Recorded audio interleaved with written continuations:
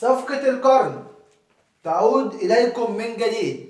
عبد الله السعيد يوقع لنادي الزمالك من جديد. حد فاكر الموضوع الأولاني اللي كان تم أثناء وجود عبد الله السعيد مع النادي الأهلي ثم توقيعه عقد للزمالك بقيمة 40 مليون، خد معاهم صورة ورجع بعد كده الأهلي. عبد الله رجع للأهلي تاني ثم تم تجميده في النادي الأهلي تاني يوم بقرار تأديبي لكي يعرضوا الأهلي للبيع وببلاش. السلام عليكم ورحمة الله وبركاته أعزائي المشاهدين والمتابعين من كل مكان. معكم محمد المصري من برنامج استاد المصري. حلقة اليوم حلقة تكون مليئة بالأحداث المثيرة والكثيرة، ولكن فضلا وليس أمرا يا جماعة، يعني قبل ما نبدأ الحلقة خش لأخوك الغلبان كده، شوف فين زرار اللايك وخش اعمل لايك، مش هتخسر حاجة. ولو انت مش مشترك في القناة اشترك، وما تنساش تفعل زر الجرس عشان يوصلك كل جديد. صلوا على رسول الله عليه افضل الصلاة وازكى السلام. بسم الله الرحمن الرحيم. صفقة القرن زي ما قلت بترجع تاني من جديد من قبل اللاعب عبد الله السعيد لنادي الزمالك، ولكن في فرق كبير جدا حاليا، فرق في السن، فرق في الامكانيات الفنية والبدنية والمادية ايضا، لان عبد الله السعيد في وقته الحالي بيختم الكورة، وهو خد قرار ذكي بانه يختم في نادي جماهيري سواء زي كان النادي الاهلي او نادي الزمالك عشان يختم بيه مشواره الكروي مع اي حد من الفريقين. ولكن هناك اتجاه من نادي الزمالك بانه كان عايز عبد الله السعيد من الاول، وبعد ان كان تم توقيعه عقود انتقاله لنادي الزمالك رجع عبد الله تاني للنادي الاهلي، ولكن النادي الاهلي عاقبه بقرار التأديب وهو تجميد اللاعب ومن ثم عرضه للبيع ببلاش فري، عشان يروح عبد الله السعيد 6 شهور اعاره للخارج ويرجع للنادي بيراميدز ويتواجد في الدوري المصري بشكل جديد.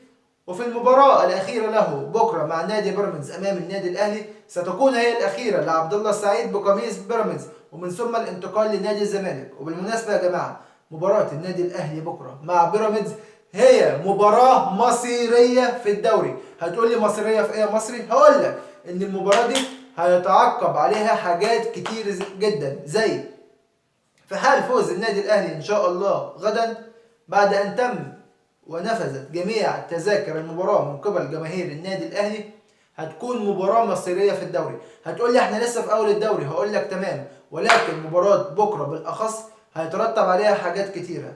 أولا رقم واحد وهو إن الفريق هيقدر يرجع ياخد الثقة من أول وجديد ويرجع يقف على رجله تاني ونغمة الانتصارات تعود. ثانيا بيراميدز عامل عقدة كبيرة منذ أن تم تأسيسه في 2018، وزي ما قلت في حلقة امبارح بان تم تأسيس بيراميدز لمرازية النادي الاهلي عشان يغلسوا على النادي الاهلي بمعنى اصح.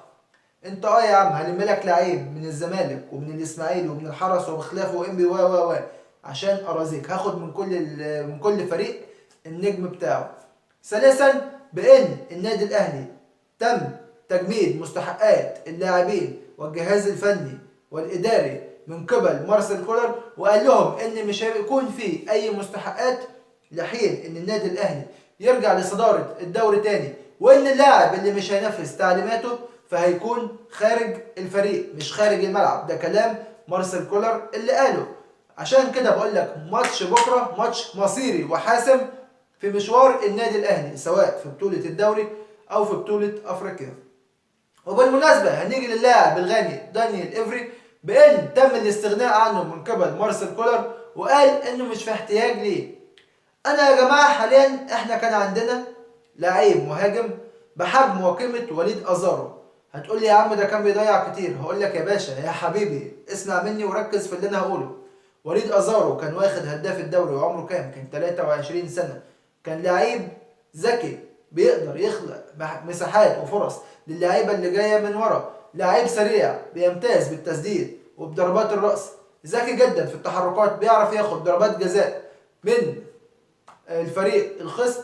هو ده المهاجم يعني اللي الاهلي محتاجه، محتاج امكانيات اكبر من كده بكتير. ولكن احنا دخلنا في شهر يناير اهو وحتى الان لم يتم الاعلان عن اي صفقة من قبل ادارة النادي الاهلي. احنا يا جماعة عايزين نشوف حد بحجم وقيمة يقدر يشيل تيشيرت النادي الاهلي ويتحمل المسؤولية ويكون راجل قد التيشيرت اللي هو لابسه. هنيجي كمان لخبر معانا بان النادي الاهلي هيشارك في الدور ربع النهائي من كأس العالم للأندية. ايوه، نطف ودنك زي ما قلت لك كده، الاهلي هيشارك في كأس العالم للأندية من الدور ربع النهائي بعد انسحاب اوكلاند سيتي من البطولة بسبب ظروف امنية تمنع عوائق الفريق من والى نيوزيلندا، زي ما حصل السنه اللي فاتت في كاس العالم للانديه. اوكلاند برضو كان هيشارك في البطوله ولكن اعتذر عن المشاركه بسبب جائحه كورونا. هم لحد دلوقتي في نيوزيلندا مانعين السفر بره البلد او ان حد يجي جوه البلد. فعشان كده النادي الاهلي هيلعب في الدور ربع النهائي في بطوله كاس العالم للانديه امام نادي الوداد المغربي. في طار عايزين ناخده يا لعيبه الاهلي، كاس العالم مش هزار. وانا عارف ان معظم الاهلاويه مش متحمسين للبطوله دي لانك مش رايح بطل بعد ان تم سرقه لقب دوري ابطال افريقيا منك في فضيحه كبيره من الاتحاد الافريقي امام اعين الجميع، ولكن الكل كان واقف اخرس واعمى واطر. عشان كده ربنا كافئ النادي الاهلي. الناس اللي بتقول ده وصل بالحظ، دي مكافاه من ربنا، لان كنا احنا نستحق البطوله ولكن ذهبت لمن لا يستحق. ومش حابب افتح في الموضوع ده كتير تاني. عشان كده بقول لك النادي الاهلي هيشارك في الدور ربع النهائي. في ناس بقى طالعه على السوشيال ميديا زي اسلام علو زي الهستيري انتوا سعيدين بالحظ، احنا لو غمضنا علينا هنصحى نشوف الاهلي كسبان كاس العالم من غير ما يلعب ولا ماتش. هقول لك لا، دي مكافأة من ربنا، ربك اسمه العدل ما بيظلمش حد. كافئ الفريق بانه يكون موجود في بطولة كاس العالم للأندية، لان زي ما قلت لك كنا احنا اللي نستحق. جماهير الزمالك طالعه بتهاجم إدارة النادي الأهلي وعمالة تخبط زي ما أنا بخبط كده وترزع وتقول إحنا رئيس نادينا بطل، إحنا رئيس نادينا بيجيب حقن، إحنا بنجيب وجبات من كنتاكي يا باشا، والنبي هات لي دبوس ربع صدر من عندك، زود لي واحد كول سلو يا ريس يا باشا بألف هنا وشفا. ده اللي حصل في تحركات جماهير النادي الزمالك من القاهرة لأسوان في القطر اللي رايحين فيه. الوجبات اللي حصلت، طيب أنت بتبص للوجبات، انت بتدعم ناديك وبتدعم الفريق بتاعك ليك كل الاحترام والتقدير. وش معنى دلوقتي الفلوس ظهرت؟